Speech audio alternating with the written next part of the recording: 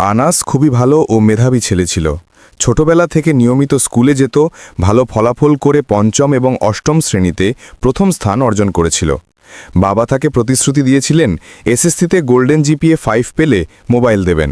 স্বপ্নের মোবাইলের জন্য আনাস আরও মনোযোগ দিয়ে পড়াশোনা করে, ভালো ফলও পায়, আর বাবা তাকে দামি একটি ফোন কিনে দেন।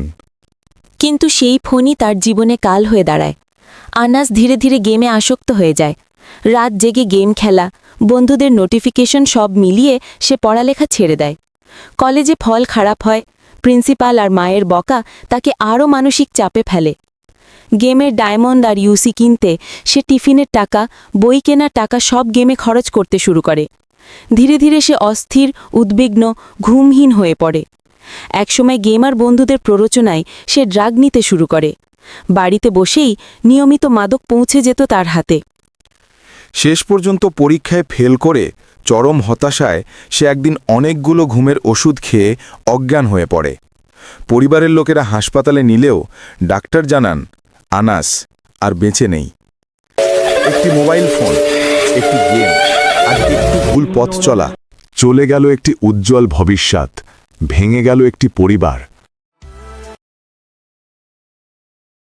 চুয়াডাঙ্গা পৌর শহরের পলাশা ছাত্র ছেলের ছুরিকাঘাতে বাবা দদুল হোসেন নিহত হয়েছেন।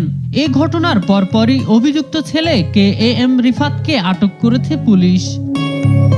পুলিশ ও স্থানীয়রা জানান, ছেলেকে মোবাইল ফোন ব্যবহার করতে নিষেধ করত বাবা। শনিবার ছেলের কাছ থেকে মোবাইল ফোন কেড়ে নেয় বাবা।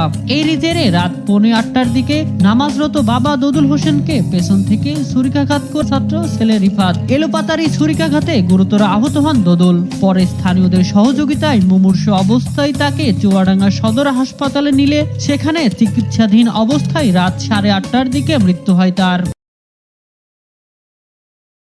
ভোলায় মোবাইল আসক্তিতে বাধা দেয় নিজ বাবাকে হত্যা করলেন তার সন্তান।